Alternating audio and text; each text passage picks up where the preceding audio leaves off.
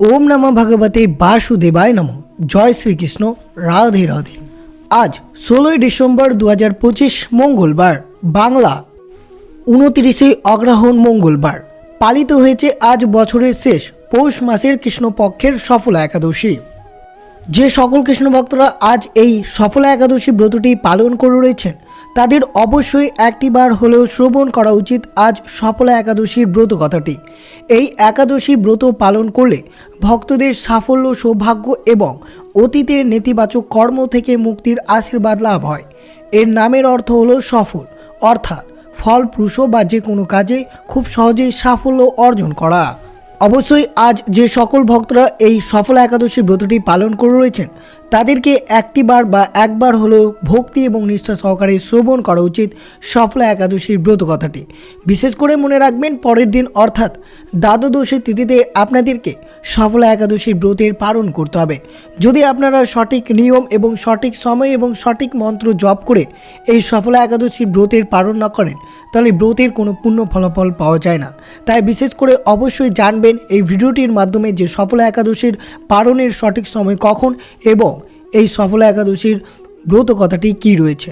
তো অবশ্যই ভক্তি সহকারে শুরু থেকে শেষ পর্যন্ত সফলা একাদশীর ব্রত কথাটি শ্রবণ করবেন। আর যদি এই চ্যানেলে আপনারা নতুন হয়ে থাকেন তাহলে অবশ্যই দয়া করে চ্যানেলটিকে সাবস্ক্রাইব করবেন, ভিডিওটি অবশ্যই লাইক করবেন এবং কমেন্টে ভক্তি, ভালোবাসা, শ্রদ্ধা দিয়ে জয় শ্রীকৃষ্ণের জয় লিখে দিতে ভুলবেন না আজকের দিনটিতে। তো অবশ্যই আপনারা মনোযোগভাবে শ্রবণ করুন সফলা একাদশীর ব্রত কথাটি।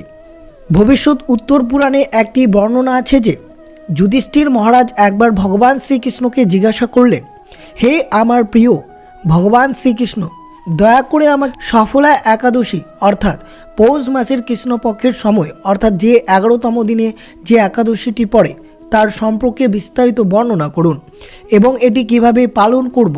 এই একাদশীর দেবতাকে হে জনার্দন দয়া করে আমাকে এই বিষয়ে আলোকিত করুন যাতে আমি বুঝতে পারি এই সফলা একাদশীর মূল বিষয় কি রয়েছে। এর উত্তরে ভগবান কৃষ্ণ বললেন, হে রাজা, আমি আপনার সাথে সফলা একাদশীর কথা সম্পর্কিত একটি গল্প বর্ণনা করছি, তা আপনি মনোযোগভাবে শ্রবণ করুন। একসময় চম্পাবতী নামে এক বিশাল রাজ্য ছিল এবং মহিষ্মিত ছিলেন এই রাজ্যের শাসক।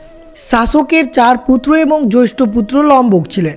তিনি পাপী ছিলেন কারণ তার অন্যদের স্ত্রীর সাথে খুব খারাপ সম্পর্ক ছিল। তিনি এমনকি বিভিন্ন ধরনের আমিষ জাতীয় খেতেন এবং বিভিন্ন ধরনের পেশা অর্থাৎ জুয়া খেলতেন। তাছাড়াও তিনি পতিতাদের সাথে লিপ্ত হতেন। তার দুষ্ট বুদ্ধি ছিল, সে অনেকটাই খারাপ কারণ তার পিতার অর্থ তার কাছ থেকে উধাও হয়ে যাচ্ছিল।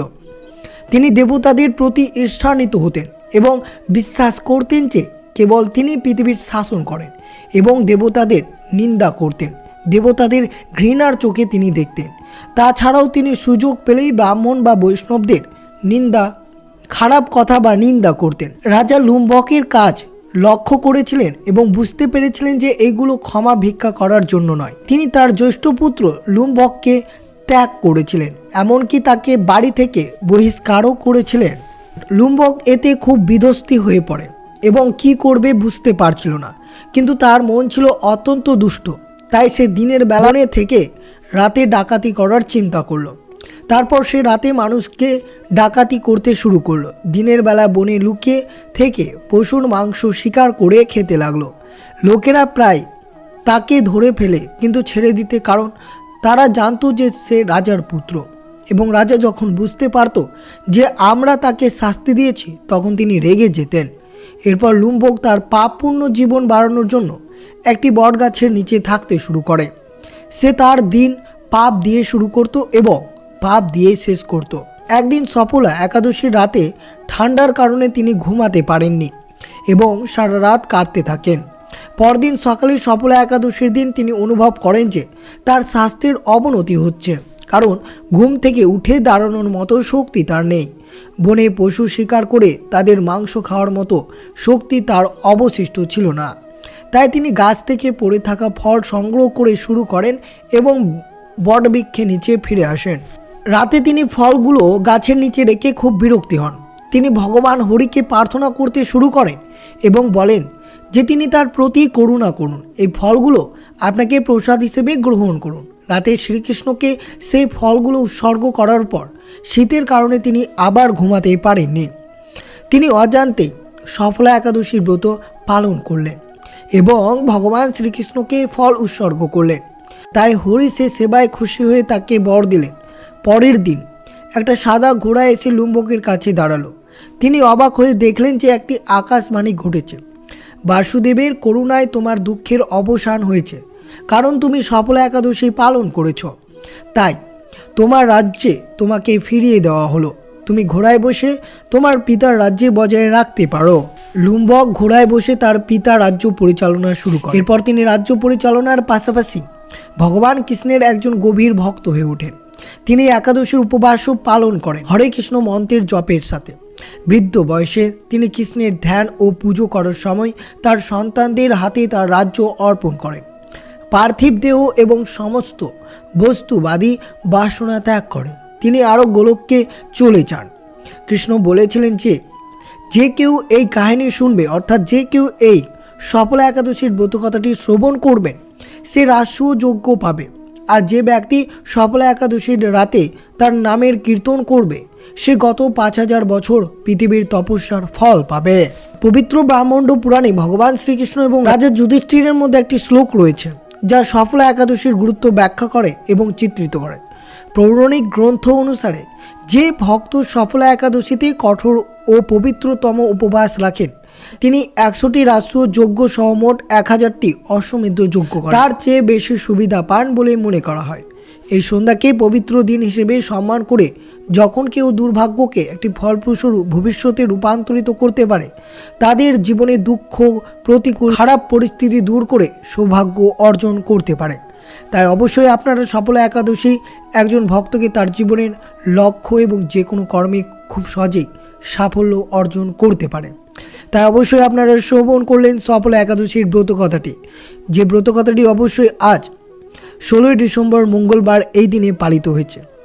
আর অবশ্যই জানবেন সফলা একাদশীর দিন আপনারা কিভাবে দিনটি অতিবাহিত করবেন, কিভাবে ভগবান শ্রী বিষ্ণুর পুজো অর্চনা করবেন, একটিবার হলেও শ্রবণ করুন। এই সফলা একাদশীর দিন অবশ্যই তাড়াতাড়ি ঘুম থেকে উঠে আপনাকে স্নান করতে হবে। স্নান করার পর অবশ্যই আপনারা শুদ্ধ পরিষ্কার বস্ত্র পরিধান করবেন। ঠাকুর ঘর ভালোভাবে পরিষ্কার করবেন যাতে ঠাকুর ঘরে কোনো ময়লা বা আবর্জনা লেগে থাকে। এরপর অবশ্যই বিষ্ণুকে হলুদ ফুল, তুলসী পত্র নিবেদন করে একটি প্রদীপ জ্বালাবেন, ধূপ জ্বালাবেন। ভগবান বিষ্ণুর সম্মুখে অবশ্যই ওম নমঃ ভগবতে বাসুদেবায় নমঃ এই মন্ত্রটি 108 বার জপ করবেন এই সফলা একাদশীর ব্রতের দিন। এবং বিশেষ করে মনে রাখতে হবে এই শুভ দিনে আপনাদেরকে সবসময় শান্তি বা ইতিবাচক মন বজায় রাখবেন। রাগ, মিথ্যা বা নেতিবাচকতা এড়িয়ে চলবেন। এই শুভ দিনে আপনারা সফলা একাদশীর ব্রতকথাটি পাঠ করবেন।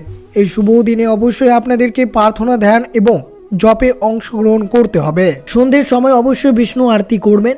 তুলসী মালা দিয়ে অবশ্যই এই দিন ওম নমঃ ভগবতে বাসুদেবায় নমঃ মন্ত্রটি জপ করবেন। ফল অথবা সাধারণ ভোগ নিবেদন করবেন। যে সকল ভক্তরা নির্জলা ব্রত রাখবেন তারা অবশ্যই 24 ঘন্টা জল এবং ফলমূল ছাড়াই এই ব্রতটি আপনাকে সম্পন্ন করতে হবে। বিশেষ করে আপনাদেরকে মনে রাখতে হবে যারা ফলমূল আদি গ্রহণ করে এই ব্রতটি সম্পন্ন করবেন তারা অবশ্যই দুপুর 12টার পর অবশ্যই ভগবানের প্রসাদ হিসেবে আপনারা ফল গ্রহণ করতে পারেন এবং অবশ্যই সঠিক নিয়ম আচার মেনে এই শুভ দিনটি অতিবাহিত করবেন। আর বিশেষ করে আপনাদেরকে মনে রাখতে হবে এই শুভ দিনে আপনারা অবশ্যই রাত্রি জাগরণ করে ভগবান শ্রী বিষ্ণুর নাম জপ, লীলা কীর্তন, শ্রীমদ্ ভগবদ গীতা পাঠ অবশ্যই করবেন এবং পারণ অর্থাৎ একাদশী ব্রত পালন করে পরের দিন অবশ্যই সঠিক সময়ে পালন করবেন। যদি পালন না করেন তাহলে ব্রতের কোনো পূর্ণ ফলাফল পাওয়া যায় না। তাই অবশ্যই আপনারা 17 ডিসেম্বর বুধবার সফলা একাদশীর পালন করুন। পালনের সময় রয়েছে বাংলাদেশের পালনের সময় রয়েছে সকাল 6টা 34 থেকে 10টা 7 মধ্যে এবং ভারত ও কলকাতার পালনের সময় রয়েছে সকাল 6টা 9 থেকে 9টা 44 মধ্যে। এই শুভ সময়ে আপনাদেরকে পালন করতে হবে। যদি পালন না করেন তাহলে ব্রতের কোনো পূর্ণ ফলাফল পাওয়া যায় না। তাই অবশ্যই ভক্তি শ্রদ্ধা সহকারে এই শুভ দিনে আপনাদেরকে পালন করতে হবে এবং এই দিনটি অতিবাহিত অবশ্যই করবেন। এই দিনটি আপনারা অতিবাহিত করবেন সর্বদা ভগবান শ্রীকৃষ্ণের নাম জপের মাধ্যমে। তো অবশ্যই আপনাদের সাথে সব কিছু বিস্তারিতভাবে আলোচনা করা হলো। যদি ভিডিওটি আপনাদের ভালো লেগে থাকে তাহলে অবশ্যই ভিডিওটিতে লাইক করে কমেন্টে ভক্তি, ভালোবাসা, শ্রদ্ধা দিয়ে জয় শ্রীকৃষ্ণের জয় লিখে দিতে ভুলবেন না এবং ভিডিওটি আপনার আত্মীয় ভক্ত বা বন্ধুদের সাথে অবশ্যই শেয়ার করবেন। আবারও অন্য কোনো বা পরবর্তী ভিডিও নিয়ে আপনাদের সাথে অবশ্যই দেখা হবে। ততক্ষণ সুস্থ থাকবেন, সতর্ক থাকবেন।